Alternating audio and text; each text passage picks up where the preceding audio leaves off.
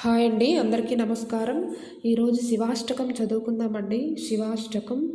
ప్రభుం ప్రాణనాథం విభుం విశ్వనాథం జగన్నాథనాథం సదానందభాజం భవద్భవ్యభూతేశ్వరం భూతనాథం శివం శంకరం శంభుమీశానमीडे गले दण्डमालं तनौ सर्पजालं महाकालकालं गणेशादिपालं जटाजूटगङ्गोत्तरं गैर्विशालं शिवं शङ्करं शम्भुमीशानमीडे मुदामाकरं मण्डनं मण्डयन्तं महामण्डलं भस्मभूषाधरं तम् अनादिं व्यपारं महामोहमारं शिवं शङ्करं शम्भुमीशानमीडे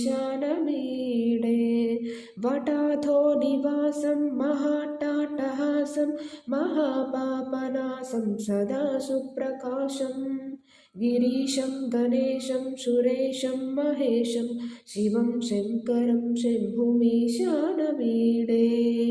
गिरीन्द्रात्मजासं गृहीतार्थदेहं गिरौ संस्थितं सर्पहारं सुरेशं परं ब्रह्म ब्रह्मादिभिर्वन्द्यमानं शिवं शङ्करं शम्भुमीशानमीडे कपालं त्रिशूलं कराभ्यां ददानं पदाम्भोजनं रायकामं ददानं बलिवर्धयानां सुराणां प्रधानं शिवं शङ्करं शम्भुमीशानमीडे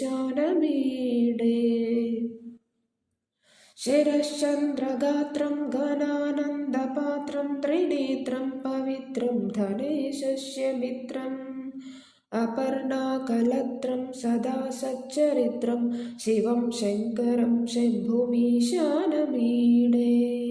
हरं सर्पहारं चिताभूविहारं भवं वेदसारं सदा निर्विकारं श्मशाने वसन्तं मनोजं दहन्तं शिवं शङ्करं शम्भुमीशानमीडे